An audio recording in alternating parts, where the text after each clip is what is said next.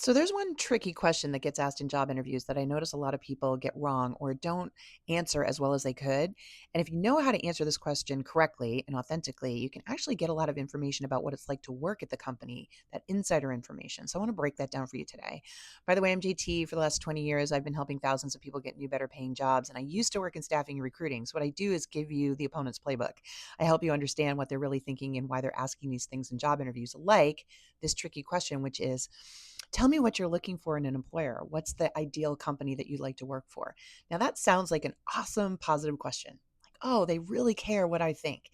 And what most people default to is talking about how they treat their employees. So I'll often hear people in mock interviews say, I'm looking for a company that understands that their employees are their greatest asset and they understand how to treat them. And then they'll go into all sorts of particulars. Okay.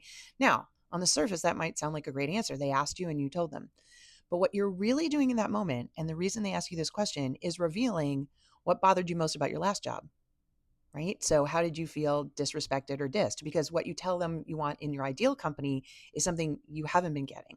This is a behavioral question. It's one of 18 common behavioral questions that get asked in job interviews to psychologically understand you better.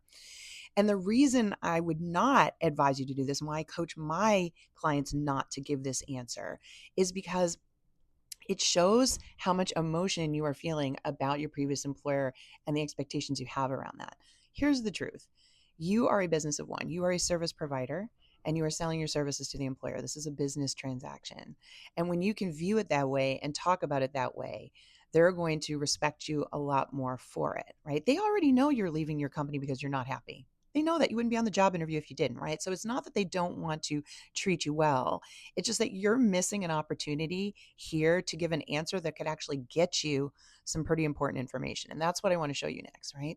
Because I teach my clients to say, I am looking for a company that is well run. Say that 3 times fast, by the way, well run. And what I mean by that is you're going to say, I want a company that's profitable, that's fiscally sound, that is financially stable, because that tells me that I will have a job long term and that there would also be possibilities for raises and promotions. If you think about it, I'm a business of one, a service provider. I want to partner with companies that are going to stay in business a long time so that I can have that business for a long time. When you break it down and explain it to them that way, you are showing them that you understand how businesses run. Right? If they don't make money, you don't have a job. And so sharing that with them helps them see you understand that you are being paid to do a job. But more importantly, it sets you up to then say, based on that, can you tell me how profitable is the company? Do you feel the company's well run? Could you share more with me on that? Sets you up beautifully to ask that. And here's the thing you will find. Some of them will dive right in and say, "Oh, we're super profitable. We can show you our numbers. We can talk about that with you." And then others, you can immediately tell, can't answer this question. And that's when you know things aren't going well. And you want to be leery of that, right? Who wants to get hired by a company that's going to lay you off a few months later because they're not being well run? So you've got to ask that question or answer that question that way so that you can then ask the question and get some feedback from them, because you can watch them and I'll tell you, the body language, facial expressions, what they're saying.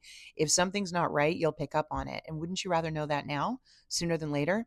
See, that's the beauty of behavioral questions. Again, there are 18 of them. And when you know how to answer them correctly, you set yourself up to start to also get back the information you need to know if this is the right place for you. And that's what I'm always teaching my clients at Work It Daily, because I'm the advocate for you, the worker. I want to make sure you get what you need to succeed. Now, if you made it this far and you're like, "Ooh, this sounds like a lot of work," it's not really as much work as you think. But more importantly, how much is a good paying job worth to you? And what happens when you sit in the driver's seat? You win, they make you the offer, and now you're the candidate they want because you crushed it in the job interview. You sit in a position to negotiate more money, different benefits, all of that, which we help people every single day with because they crush the job interview because they answer the behavioral questions correctly. So please think about that. In fact, if you want to know what the 18 most common questions are, I linked them here in my bio. They're free. Just pop your email address in so I know where to send them. You'll get instant access. And I think that will really help you, because trust me, if there's one place where you can make the biggest impact difference in your entire career trajectory, it's interviewing.